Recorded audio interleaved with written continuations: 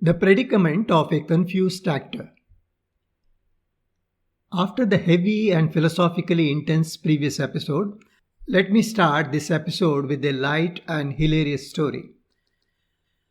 You probably have heard about the great Indian epic, namely Ramayana. In that story, the central figure Rama goes to the forest along with his wife Sita. Unfortunately, a wicked demon by name Ravana kidnaps Sita while Rama was away and takes her to his island kingdom Lanka. After a lot of search, Rama reaches Lanka with the help of his close associate Hanuman and his people. Finally, Rama succeeds in killing Ravana and releasing Sita. This is the story of Ramayana in short. What I am going to narrate is not this story, but a play enacted by small kids in a school based on Ramayana. The play starts with Rama fighting Ravana with Hanuman watching their fight. The two kids fight so realistically that finally it was Ravana who could fell Rama, who almost fainted. That was not what happened in the original story. But apparently, the kid who played the role of Ravana had some past dispute with the kid who played Rama, and he tried to settle the scores with him on the stage. He probably knew his role but was overpowered by his humiliation that he went through the previous day by the kid who played Rama. So he did not care about the storyline and knocked off Rama totally in contrast to the script. Hanuman, who was watching the fight, could have come to the help of Rama and rescued him. That was what would have happened in the original story. But this kid who was playing Hanuman continued to sit unconcerned, telling himself that it is just a drama after all.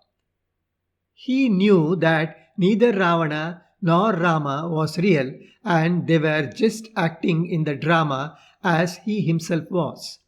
So he thought there was no need to rush to the help of Rama.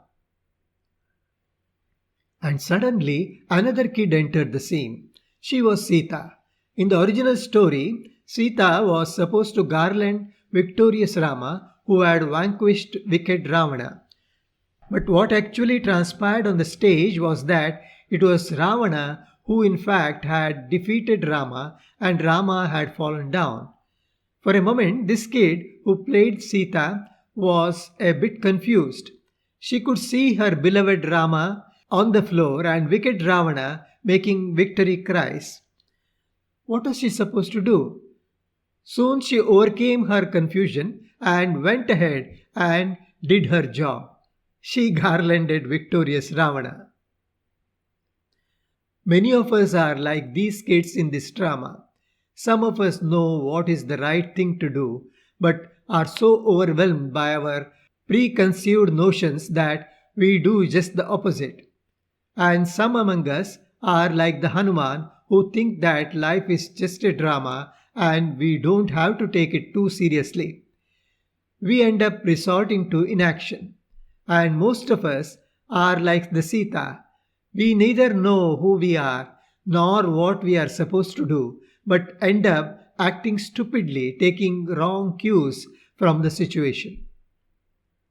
The right thing for these kids was to remember their roles and play them truthfully without getting bogged down by past prejudices, hollow philosophical stands, and, if not anything, use common sense in a given situation. But how often we do it? We are often confused in our lives just like these kids. If only we could remember who we are and what role we have in our lives, we can avert most of the confusion in life. I am taking off from the previous episode where I talked about each of us being a form taken by the Atma or the God. As long as we are aware of that and act as per the script of the drama of life, there would be no confusion and probably no suffering either. It sounds quite simple, but we are often so bogged down in preconceived notions that we totally forget our true nature, that we are all forms of the same Atma as the Upanishads claim. If only we could realize this fact, there would be no confusion no matter what we do. In such a state of mind, we can hardly do anything wrong. We just play our roles. But how do we know our roles? How do we know what we are supposed to do in a given situation? I believe that not just humans but even animals have this built in inner light that guides them in doing the right thing in a given situation. This inner light is often obscured by greed, hatred, and such other emotions, and we almost forget what we inherently are. We are like the Ravana in the kids' drama that I discussed. This awareness of who we really are and not letting it subdued by overpowering tendencies is what I call self realization. Whether the narratives of the Upanishads that I discussed in the previous episode are factful or not, this kind of mental state can minimize most of our problems. It could also minimize the suffering of others around us. After all of us are various forms of the very same thing. If I hurt the other, I will be hurting myself in some way or the other. This message of oneness amidst diversity is what makes Upanishads appealing to me. Upanishads don't teach mutual hatred, nor self centeredness, nor escapism from our responsibilities. They unite us rather than divide. They stress on the fact that we are all one at the core. All this sounds great in theory, but in practice, most of us cannot reach that state of oneness. We cannot come out of our narrow identities, nationality, religious affiliation, caste, ethnicity, family identity, body identity, and so on. These identities force us to go in opposite direction and make us forget our real nature.